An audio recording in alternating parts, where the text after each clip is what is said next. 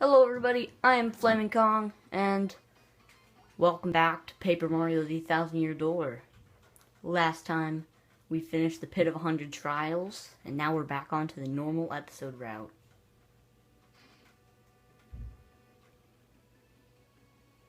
I have no idea what's making those loud noises. It's kind of creeping me out though. But anyway, today we are actually doing, well, I'm going to start off with all of the Luigi's story, so get ready for a lot of talking. If you want to skip Luigi's story, I may tell you the time at the beginning of the video. Probably not, though.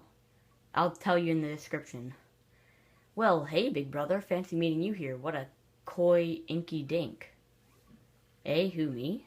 Well, bro, I'm on an adventure. I have to rescue Princess Eclair of the Waffle Kingdom.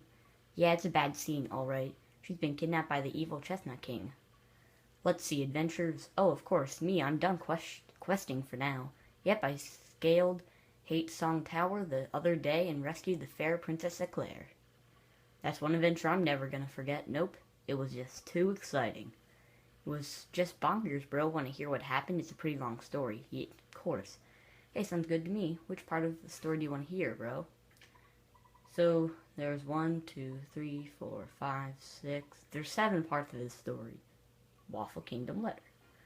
Well, like I said, it's a really long story, but here goes. My big brother, that's you, bro, got a letter from Princess Peach and took off. Left behind as usual, I was cooking a snack at home when another letter arrived. We don't get so much mail, so I was thinking, huh? This is what the letter said. Sirs, my name is Crepe. I am a cabinet minister in the far-off Waffle Kingdom. Our land has been attacked by the Chestnut King, who took our Princess Eclair. I ask, nay, beg for your assistance. The Waffle Kingdom needs your skills. I humbly request your prompt response, sirs. Sincerely, Crepe. Well, I don't remember it exactly, but I think it was something like that. With Mario, that's you, bro, gone, it fell to me to answer this plea.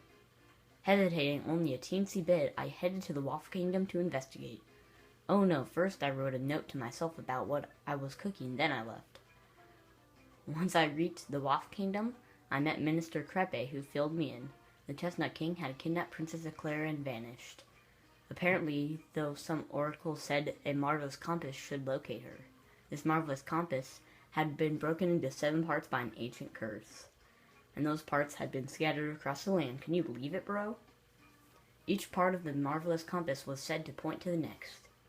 And since one of the parts was embedded in the tiara worn by the princess, I surmised that once I collected all the parts, I'd find her. Smart, huh? The minister gave me the compass base spoken in the Waffler fables. Then it activated the entire thing, lit right up, indicating the deep south. It was pointing me towards Rumplebump Volcano on the Pudding Continent. So yeah, here I am. I'm sailing out of Roughport for Rumplebump Volcano. It's probably going to be pretty dangerous, but I gotta rescue that princess. Rumplebump Volcano. Well, like I said, it's a really long story. Okay, as soon as my ship docked on the Pudding Continent, I set out for the volcano. To reach my destination, I spent several days fording through dense jungle. Scary beasts were all over. More than once I thought, I was done for, bro. I may have screamed a bit to scare them off, you know, but as fate would have it, a blooper named Bluey heard me shrieking and found me in this one town. Bluey was on a journey of his own, but he joined me after hearing my tale. Now Bluey's a madman. Back in his hometown, they call him White Torpedo. Yeah, he's a tough guy. Anyway, he helped me fight Rumplebump Volcano.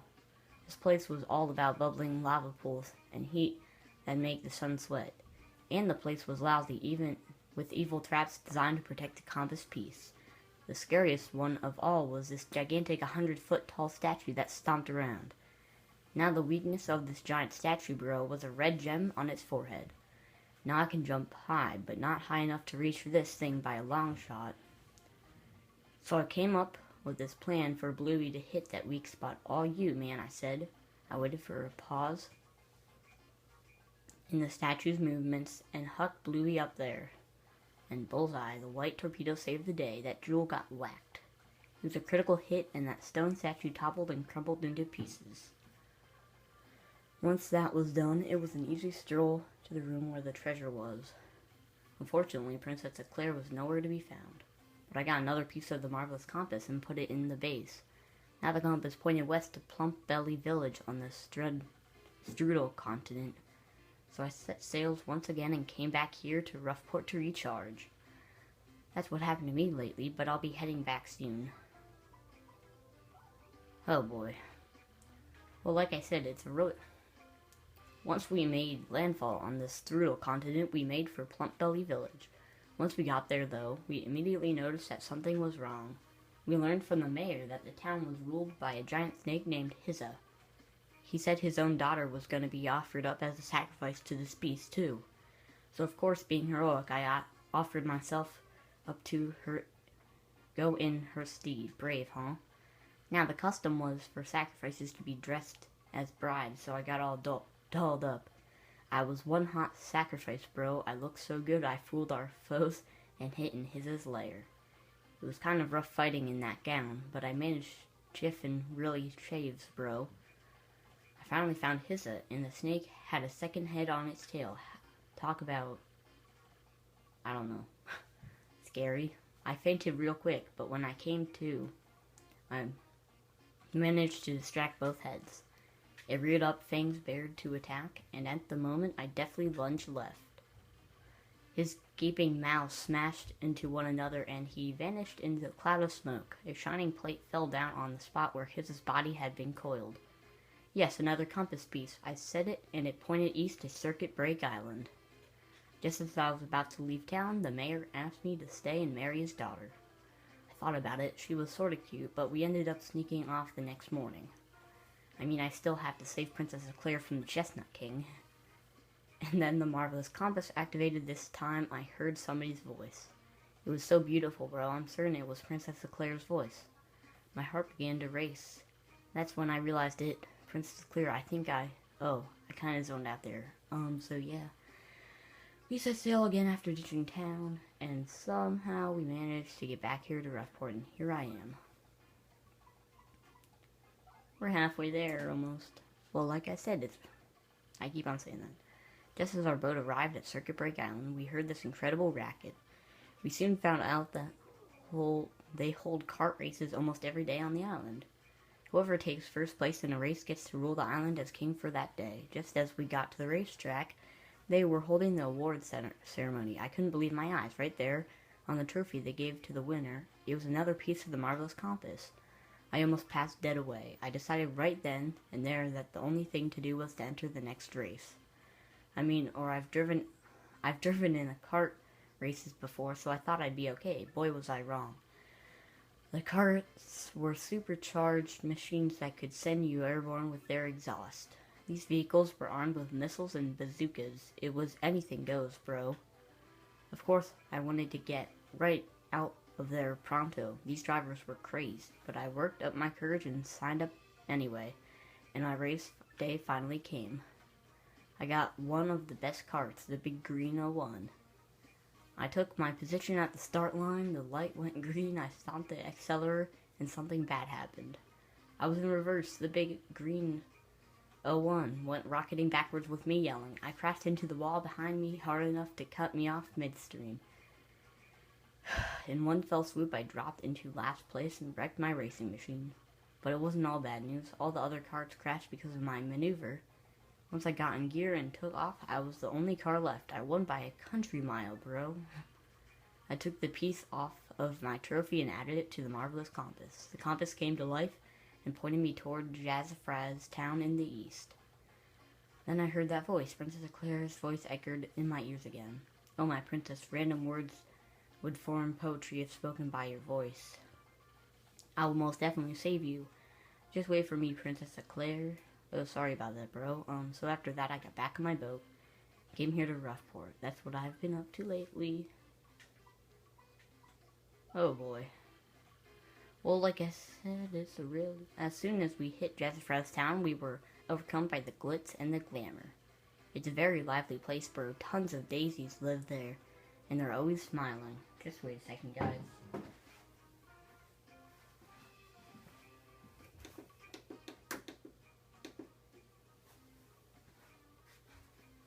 it's really annoying me. While looking for the piece of compass, I met a hip daisy named Hazy.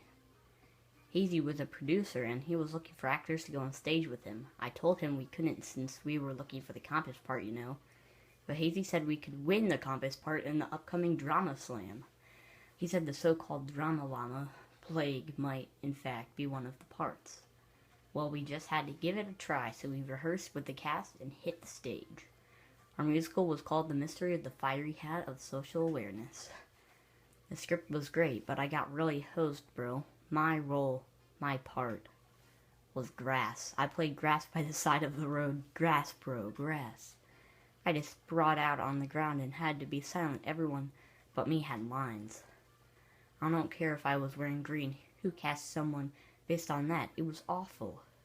In the end, our musical was the talk of the town, and we won the drama slam. I got the compass part I was after, but even that didn't make me very happy. The huge after party just bummed me out more, so I snuck out the back door. But wow, outside were tons of fans, my fans, fans of grass. They swarmed me. I just couldn't believe it. Imagine cheering for grass. I was ecstatic, bro. After that, I added the piece to the marvelous compass which pointed north. It pointed to the rapturous ruins in Grimble Forest. Then the voice again. Oh, my cherished Princess Eclair, how you soothe me. I would be grass for you. I will find you, I will reach you, I will stand by your side and be your Luigi. Well, sorry about that, bro. So yeah, anyway, we got back to my boat. Oh boy. Well, after journeying deep into the Grimble Forest, I found the damped, rapturous ruins. Inside, everything was pure white. You couldn't tell where the floor became walls. Proceeding dead ahead, I found myself in a chamber where a young boy sat. As I approached the boy, someone named Screamy appeared out of nowhere. Screamy said the boy's name was Cranberry, and that he'd wake up for a child of fate. That didn't make any sense to me, so I started searching quietly for the compass piece. But then it happened, bro. I got a tiny tickle in my nose and I let out a huge sneeze. Well, Cranberry must have heard it, 'cause he opened his eyes right up. He looked at me and smiled, and all of a sudden I could understand his language. Can you believe it? I learned that the boy was the last of the ancient race, the Luffs. He had been there guarding the marvelous compass piece for the last 1,000 years. He told me that the compass was an item with the power to see into the future. The ancient Luff Empire used the power of the compass to rule much of the world. Because of their greed, they were cursed by the compass and their empire collapsed. To prevent a repeat of their fate, Cranberry broke the compass into 7 parts. He hid 6 and kept 1, putting himself to sleep until a worthy hero woke him. I was that hero, bro. He gave it to me, and then he and the ruins vanished. When I added that piece to the compass, it pointed to the far north, where dreaded Hate Song Tower was. This time I heard Princess Eclair's voice more clearly than ever before. I will rescue the princess. I will be super, and then I'll. Well, I'll figure the rest out later. Anyway, he headed back to Roughport. I'm making my final preparations for my final battle now. I'm a little nervous, bro, but that's what I've been up to anyway. How cool are you? Well, like I said, it's a really long story. Hate Song Tower stands atop a jagged, unclimbable cliff beyond the northmost sea. The winds whistle down of the cliff, howling like banshees, singing songs of hate. People say it's pretty much the scariest place in the world, and I had to go there. Blocking out the bone-chilling howls, I somehow managed to reach the tower's door. I was terrified, but the thoughts of Princess Eclair's warmed my heart and gave me power. All of my companions felt the same way. They were with me to the bitter end. The door to the tower swung slowly open to reveal an inconceivable darkness. I tried to call out Princess Eclair's name, but I couldn't even breathe because, as I strained my eyes in the darkness, I saw the most terrifying beast of all. The Chestnut King himself appeared before me. He was monstrous and drooling. Puddles of toxic goo dripped from his mouth, melting the very ground at our feet. I couldn't stop shaking, but I gritted my teeth and faced the evil beast dead on. I dodged the king's fangs, jumped onto his chest, and gave him a hammer whack. My swings split the air and crashed dead center onto the Chestnut King's skull. Hope powered me up, bro. I was going toe to toe with the king, and I was loving it. This is it, I thought. I can win this. I'll risk it all on my next blow. I gripped my hammer tight and waited for my moment. The tension stung me. Schwack! The ocean winds raged against the tower windows. With that sound as my call to battle, I advanced with no mercy in my heart. And then, I beat him. I defeated the Chestnut King. An even worse beast came next, a nightmare thing, but I beat it too. I rescued Princess Claire. It was all over. And then I came back to Roughport and had a light lunch, and that's about it. Huh? You think there's more to the story than that? Not at all. That's it. That's the whole story of the quest for Princess Claire, the end. But my adventures won't end here, bro. They'll never end.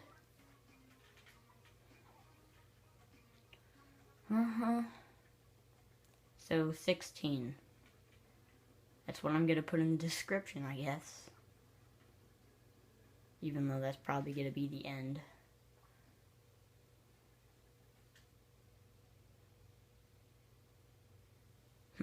Do a first strike to defeat weak foes without battling. Pretty sure we have a better badge than that, don't we? We have that, wherever it is. Here it is, bump attack. Bump into weak foes to defeat them without battling.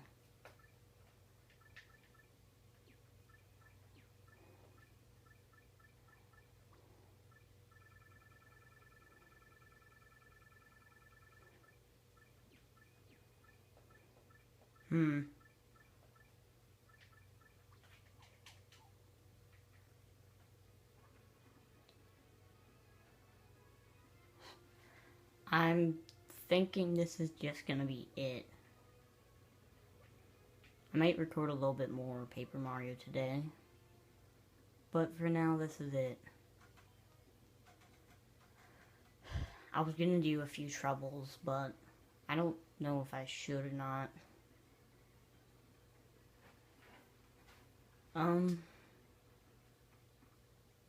Just go look at how many there are.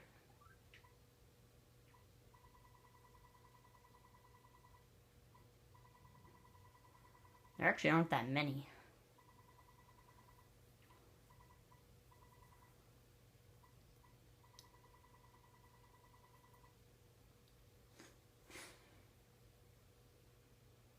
Yeah, I'll do these. Next episode, though, because I don't think I'll have time today. So there's Luigi's story. I'm not gonna really put any link in the description.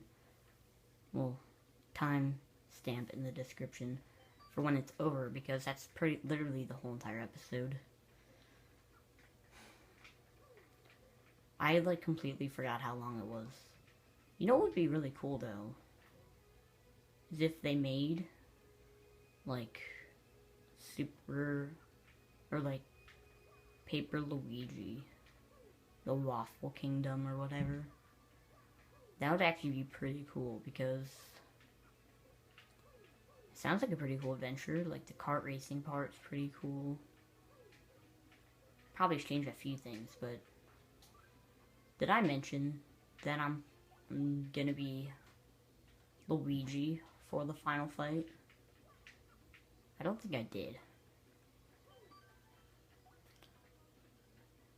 Yeah, I'm gonna be Luigi from now on until the end. Because I did not beat Luigi at all, so now I'm Luigi for Chapter 8 and the final boss. But first, next time, I will see you when I do the troubles. At least some of them. Probably not. There's one trouble that I know I'm not going to do. So I'll see you then. Bye.